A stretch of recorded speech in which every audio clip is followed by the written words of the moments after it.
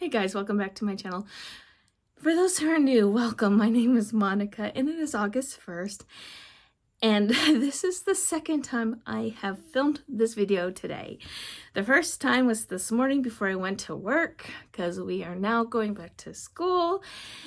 And my cats had snuck into my room and they were fighting and it was chaos.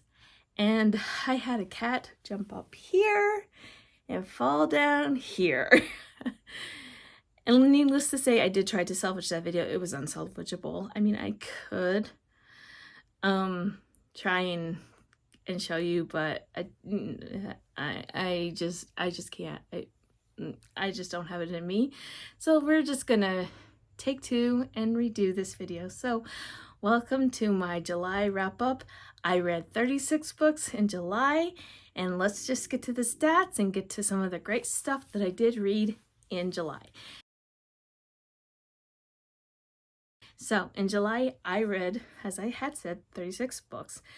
I did 7 rereads, 11 5 stars, 4 4.5 stars, 9 4 stars, 3.5 stars, 1 3 stars, 0 unrated, and 1 DNF. For the subgenre breakdown, because I just read straight romance this month, well, not this month because it is August. In July, I just read romance. I read 4 historical romances, 15 contemporary romances, 1 sports romance, 7 romantic suspenses, 1 fantasy romance, 5 paranormal romances, 2 taboo romances, and 1 mafia romances. So for my favorites that I had, so my top 3, so my absolute favorite is Final Offer by Lauren Asher. Then it's the MindF series by S.T. Abbey, and then my last one is the 7-Year Slip by Ashley Poston. So let's just quickly get the DNF out of the way. I DNF'd The Anti-Hero by Sarah Kate. I love this Salacious Players Club. If you weren't on any of the book club live shows, you know why I DNF'd it. If you loved it, I'm glad for you. I'm glad it worked for you. It just didn't work for me, and that's okay. And I'm just going to leave it at that. And we are going to move on to the greener pastures. So let's just move on to a couple of to some of the ones that I really did love. Let's talk first about the MindF series. I don't think I really have to talk much about this. I think we all really know what it's about at this point. I feel like it's been going around for so long, but also it's just become one of those iconic romantic suspense, taboo, dark romances that's been going on. It's like the Criminal Minds version of romance. Anyway, I love Lana and Logan. I love their development. I love how he works. Well, first he's hunting her, but then when he finds out who she is, how he adapts with her. The character development in this book is so fantastic. I love the story. I love a really good revenge plot. I love a good revenge plot. I love a good dark story when it's done right, and this is done right. I love how his FBI profiler team, I just love it. Like, and that town got everything they deserved, hands down. I love the romance. I loved how the way he reacted when he first found out who Lana is. I understood exactly why he did reacted the way he did, and I was okay with it because, I mean, he's a Boy Scout. Understood. And I think how he went about it later on was true to his character. I think that book was fantastic. It's definitely going to be in my top, at least my top 20 of 2023, maybe even higher up than that. I don't know yet, but we shall see. I also want to talk about the 7-Year Slip. It was a book, I just finished it yesterday actually. And the reason why I want to talk about that book is because I didn't think I was going to like it as much as I liked The Dead Romantics. I read The Dead Romantics last year and I loved it. This one, I didn't think I was going to like it as much because I felt like it's about an apartment that takes you back 10 years, excuse me, I misspoke, 7 years. And our protagonist, Clementine, she goes back 7 years. Her aunt commits suicide, so be very aware of that if this is a trigger warning for you. She goes back, after inheriting this apartment from her aunt, and she meets this guy. His name's James in the future. He goes by a different name in the past. I just don't remember his name, and I don't really care about that, but what I do care about is their connection in the past, and it bleeds over into the future. And it's about how she is who she is in the present, because his past self is her present self, is herself in 7 years in his future.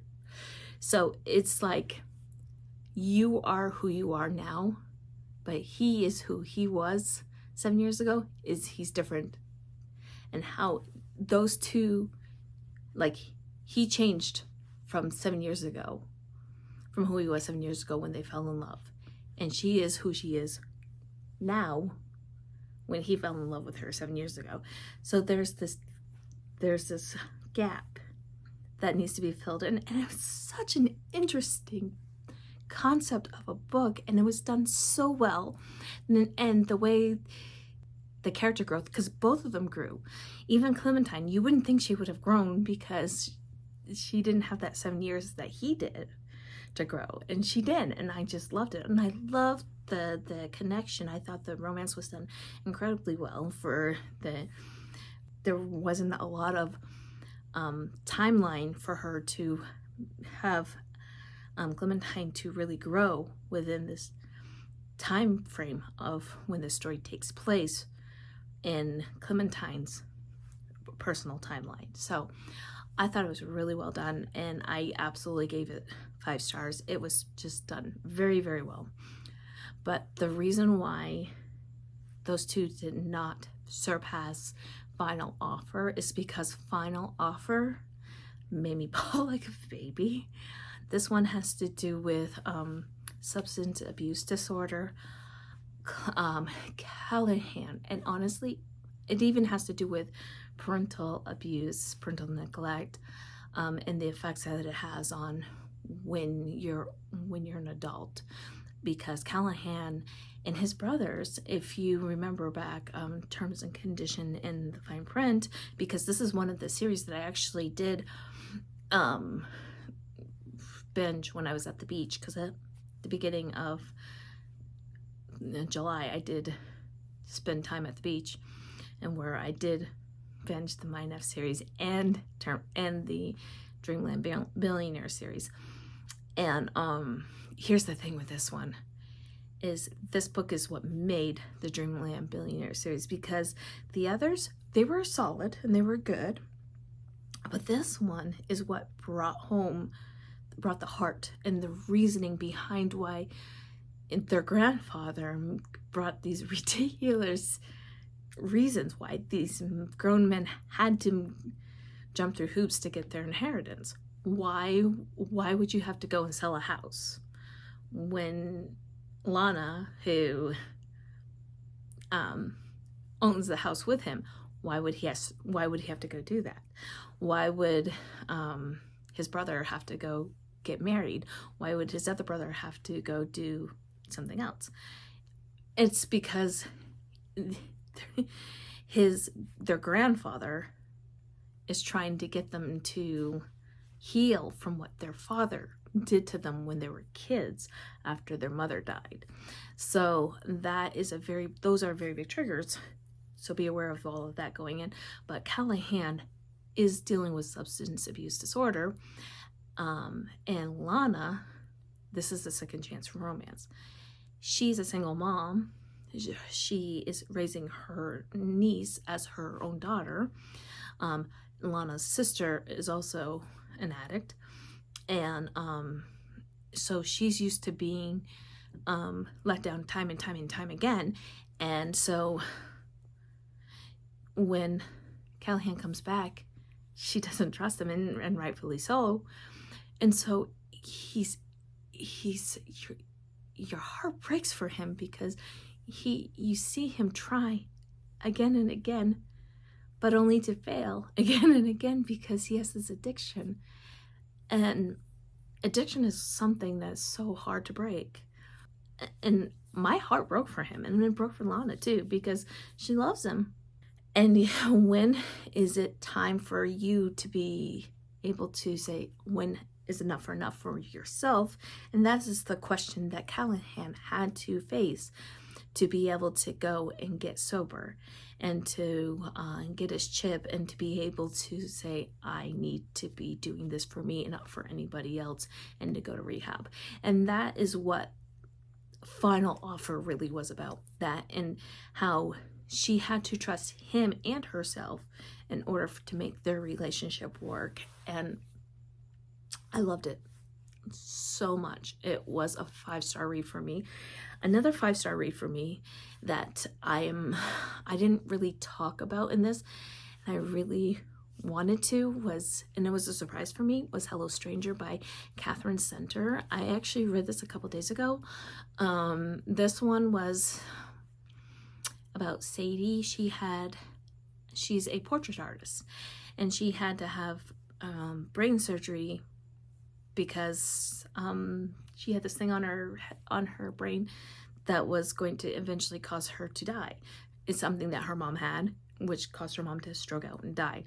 She was in this contest where she would get $10,000 if she won, but she had a complication through brain swelling, which made her have, and I cannot say the words, I'm not even going to say it, but ultimately she ended up getting a temporary condition where she had facial blindness, so she could not see other people's faces. She knows you have a face, but she couldn't remember. She couldn't remember whose face is what is whom. Like, I could see, I could go, hey, I can see Christy from Christy Reads a Lot. I can see her face, and I know it's her channel because I remember her face. Or Jess from Peace Love Books, or Lizelle's from, and I know it's her because I remember her face. Well, Sadie couldn't do that anymore, and that's very problematic for her profession, because she's a portrait artist. And so she has this guy in her building named Joe, who she hears him say some pretty awful things about this girl, and so she wants nothing to do with him. But she actually has a little dog named Peanut, and her dog gets really sick after she has this surgery. And this seems really random, but trust me, it's not. She takes him to the vet after her surgery, and she meets Dr. Oliver Addison, and she's like, oh, I think she's like, I think I love you. And she decides that she's going to marry him, even though she just met him. Anyway, so she has 2 love interests. And so she decides to go on a date with this vet, but he ends up standing her up. But then Joe, who she thinks is a creep, ends up helping her while she's trying to create this portrait. And she has to relearn how to trust her other senses, and to trust herself, and to ask for help, because she doesn't ever ask for help because of stuff that happened to her after her mom died with her dad and her stepsister. Her stepsister is an evil stepsister. And I just love this book so much. It was such a surprise. I didn't think I was going to love it, honestly, and I did, and it was definitely 5 stars. And the other one that I wanted to quickly talk about that was a really big hit, that but I gave it 4.5 stars. It was originally going to be 4 stars, was the Dandelion Diary. I love that book so much, and the reason why I love that book so much was because I was cackling through it. It was so fun. It was just a cute little novella about this girl, Kate. She wanted to get her dad a girlfriend, so she connived her way, and she was really good to get her dad and her teacher together. And so she would set things up to get her dad and her teacher together. And what's the best part about it is that they didn't realize that they were really being set up until years later, after the whole thing was said and done. And this is why I gave it for the extra half star, was when they had her real Dandelion journal, her real diary in their hands, and they realized just how devious this girl actually was in setting them up. I was like, I love it. So I gave it the extra half star. So it went from 4 star to 4.5 stars because I just loved it. It was a good time. So those were just some of the books that I just read. I think it was a really good reading month. I actually thought I was more slumpy than I really was. But most of the time, like in the middle, it was just, I wasn't giving a lot of 5 stars in the middle, but towards the beginning, specifically with the MindF series, and towards the end when things were starting to hit again, is where most of my 5 stars were. But other than that, I feel like I had a really good reading month. Anyway, let me know what was your favorite of the month was in July. And if you don't want to comment on that, please leave me a cat emoji, since I had to refilm this because my cats were doing their feline version of MMA at the last video. And until next time, my friends, happy reading. Bye.